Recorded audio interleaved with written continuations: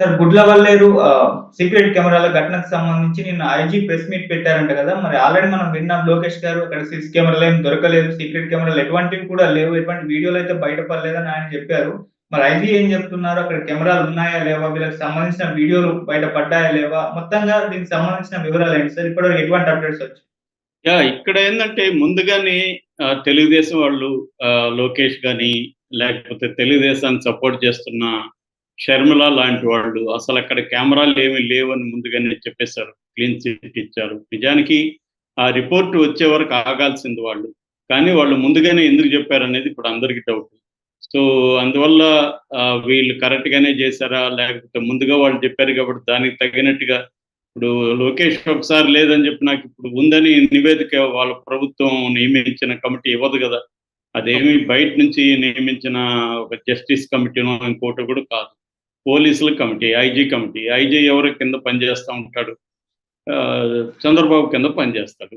So, IG లోకేష్‌కి వ్యతిరేకంగా ఇస్తాడా అనే డౌట్ అయితే ఉంది. సరే ఏదేమైనా ఐజీ ఏం చెప్పాడో చూద్దాం. మామూలుగా అయితే ముగ్గురు ఐజీలతో కూడిన ఒక కమిటీని ఇక్కడేశారు. దీంట్లో ఏలూరు రేంజి ఐజీ అశోక్ కుమార్ నిన్న ప్రెస్ మీట్ పెట్టి ఆయన డీటెయిల్‌గా మాట్లాడాడు.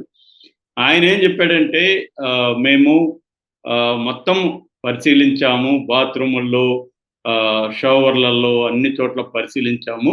మాతో పాటు computer emergency response team CERT అంటారు. సిఈఆర్‌టి ఇది ఢిల్లీ బేస్డ్ పనిచేస్తుంది. వీళ్ళు కూడా మాకు హెల్ప్ చేశారు. సో, మేము మొత్తంగా అందరు విద్యార్థుల్ని కూడా విచారించాం. ఫిజికల్‌గా అయితే ఎక్కడ కెమెరాలు లేవు. అట్లాగే విద్యార్థులు కూడా కెమెరా పెట్టిన వాళ్ళెవరు, చూసిన వాళ్ళెవరు లేరు. అందరూ కూడా ఎవరో చెప్పారని చెప్తున్నారు తప్ప చూసిన వాళ్ళెవరు మాకు కనిపించలేదు అనేది చెప్తున్నారు. అయితే మేము 14 ఫోన్లు, 6 ల్యాప్‌టాప్‌లు, ఒక ట్యూబు తీసుకున్నాము. దీన్ని ఎస్‌సీఆర్‌టీ వాళ్ళకి పంపించాము. వాళ్ళు కూడా మొత్తం పరిశీలించి ఇంకొక 2, 3 డేస్‌లో వాళ్ళు రిపోర్ట్ ఇస్తారు. దాన్ని బేస్ చేసుకొని ఏమైనా ఉంటే మళ్ళీ బయట పెడతాము అనేది వాళ్ళు చెప్తున్నారు. అంటే క్లియర్‌గా ఆయన చెప్తున్నది ఏంటంటే ఈ కెమెరాలు అయితే హిడెన్ కెమెరాలు ఎక్కడా లేవు అనేది క్లీన్ సర్టిఫికేట్ ఇచ్చాడు. అట్లాగే విద్యార్థులు, పేరెంట్స్ అందరితో కూడా మేము మాట్లాడాము. వరీ కావాల్సింది లేదు. నిజంగా ఇది నిజమైతే ఇబ్బంది లేదు. ఎందుకంటే విద్యార్థులు అక్కడ చదివేవాళ్ళు, వాళ్ళ పేరెంట్స్ అందరూ ఆందోళనలో ఉన్నారు. ఎందుకంటే తమ అమ్మాయి వీడియో ఎక్కడ బయటకెళ్తుందో అన్న ఒక భయంలో వాళ్ళు బతుకుతున్నారు. ఇది వాళ్ళకి గుడ్ న్యూస్ అని చెప్పాలి. అయితే ఇక్కడ డౌట్ ఇందాక చెప్పినట్టుగా లోకేష్ ముందే చెప్పేసి దానికి తగినట్టు వీళ్ళు నివేదికిస్తున్నారా అనేది కూడా ఒక డౌట్ అయితే ఉంది. ఏదేమైనా బయట ఇప్పటి వరకు ఒక వీడియో కూడా బయటకైతే రాలేదు కాబట్టి ఇది లేదనే మనం అనుకోవచ్చు. అయితే ఇది ఎందుకు జరిగింది? అసలు ఈ పుకారు ఇప్పుడు అన్ని కాలేజీల్లో రాంది ఈ కాలేజీలో మాత్రం ఎందుకు వచ్చింది? కెమెరా ఉందని అసలు ఎందుకు అన్నారనే దానికి పాజిబుల్ ఇది నా తెలుగుదేశం మీడియా ఈయనేం చెప్పలేదు ఆ స్టోరీ. అఫీషియల్‌గా కదా చెప్పాలి. అఫీషియల్‌గా చెప్పలేదు. ముందే తెలుగుదేశం మీడియా ఒక పాజిబుల్ స్టోరీని క్రియేట్ చేసింది. ఆ స్టోరీ ఏందంటే ఇక్కడ విజయ్ అనే విద్యార్థి ఒక అమ్మాయితో అఫైర్ ఉంది. వాళ్ళిద్దరు కలిసి ఓయోకి వెళ్తా ఉంటారు. అతను వీడియోలు తీసుకోవడం అలవాటు. ఫోన్‌తో వీళ్ళిద్దరి రొమాన్స్‌ని అతను రికార్డ్ చేస్తూ ఉంటాడు. Video recording. ఒకరోజు ఈ అమ్మాయిని ఇంకొక అబ్బాయి లవ్ చేస్తున్నాడు. అయితే ఈ అమ్మాయి ఆ అబ్బాయిని లవ్ చేయట్లేదు. ఆ అబ్బాయికి ఈ విషయం తెలిసింది. ఇలాగ వీడియోలు వాడు విజయ్ అనేవాడు ఎవరికో చూపిస్తున్నాడు.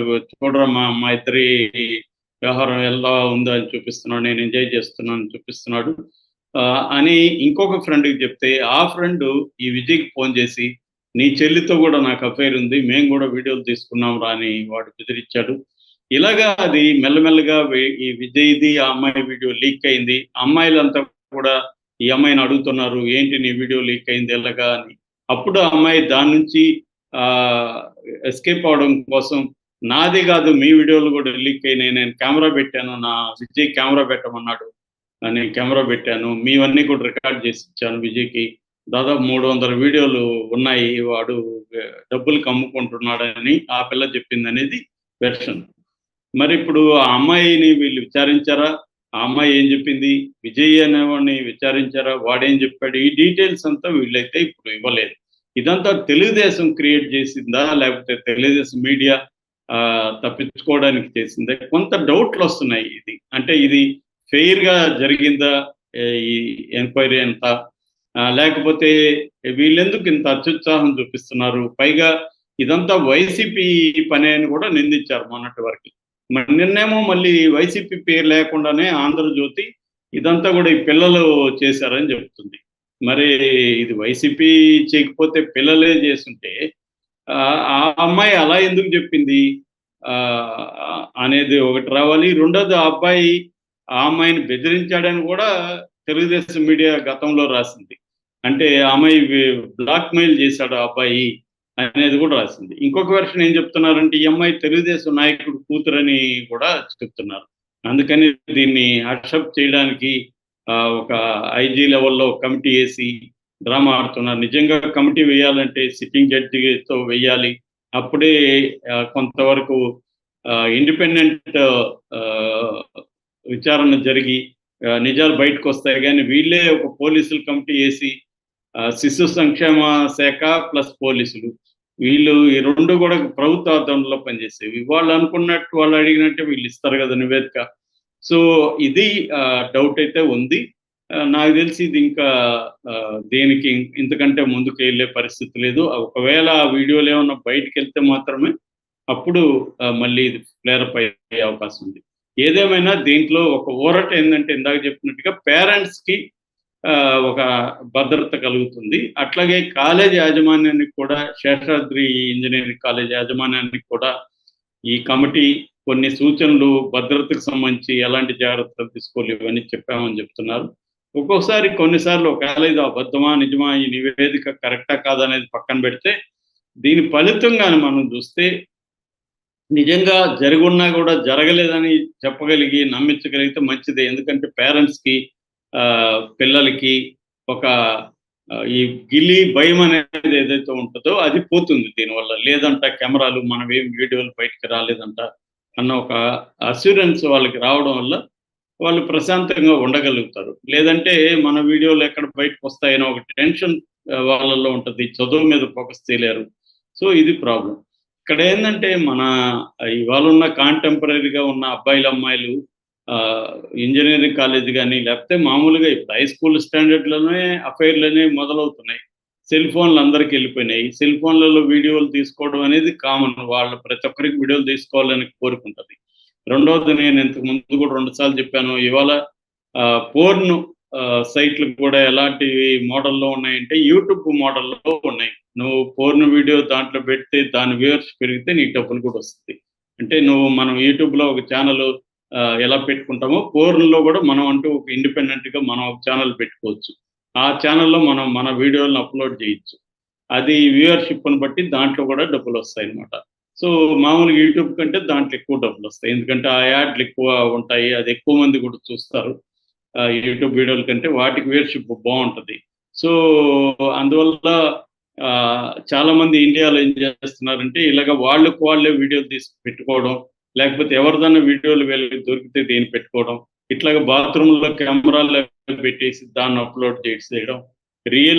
ఎప్పుడైనా కూడా మనుషులు రియల్గా తీశారు, రియల్ బాడీస్ అన్నప్పుడు ఎక్కువ వ్యూవర్షిప్ వచ్చే అవకాశం ఉంది. ఇప్పుడు కూడా ఈ వీడియోలు కోసం చాలా మంది సెర్చ్ చేశారని గూగుల్లో డేటా మనకు కనబడుతుంది. ఆ వీడియోలు చూద్దామని ఉగులాటం చాలా మందికి ఉంది. సో అందువల్ల ఇది బిగ్గర్ ప్రాబ్లం. నిజానికి ఇది ఆ కాలేజీకి సంబంధించిన ప్రాబ్లమే కాదు, ఇట్స్ వెరీ బిగ్గర్ ప్రాబ్లం. దీని నుంచి ప్రికాషన్స్ వచ్చి కాలేజీల్లో కొంత జాగ్రత్తగా ఉండడం ఒకటి. 2, అమ్మాయిలు కౌన్సిలింగ్ కూడా అవసరం. ఒకవేళ మీ న్యూడ్ వీడియో బయటకు వెళ్ళినా కూడా మీరేమీ టెన్షన్ పడాల్సిన అవసరం లేదని పేరెంట్స్ చెప్పాలి. కాలేజీ లెక్చరర్లు కూడా వీళ్ళు కూడా సైకాలజిస్టులను పెట్టి కౌన్సిలింగ్ ఇవ్వడం అనేది కూడా అవసరం అన్నమాట. సో బేసిక్గా